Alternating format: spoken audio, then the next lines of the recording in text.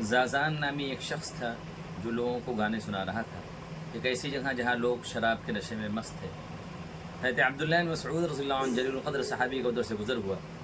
انہوں نے کہا کہ کیا ہی اچھی آواز ہے، کاش قرآن مجید پڑھتا تو کتنا اچھا ہوتا، کتنا مزہ آتا۔ زازان کے کان میں آواز گئی، اس نے پوچھا کہ یہ کون صاحب ہیں اور کیا کہہ رہے ہیں؟ لوگوں نے بتایا کہ یہ جلیل القدر صحابی حضرت عبداللہ بن مسعود رضی اللہ عنہ ہیں، اور وہ کہہ رہے ہیں کہ اگر اس آواز میں قرآن مجید پڑھا جاتا تو کتنا اچھا ہوتا۔ زازان نے طبلہ توڑ دیا، فوراً حضرت عبداللہ بن مسعود رضی اللہ عنہ کے پاس گیا۔ حضرت عبداللہ بن مسعود رضی اللہ عنہ سے گلے لگایا اور دونوں لوگ رونے لگے۔ حضرت عبداللہ ابن مسعود رضی اللہ عنہ نے فرمایا کہ میں اس شخص سے کیسے محبت نہ کروں جس سے اللہ تعالیٰ محبت فرماتے ہیں۔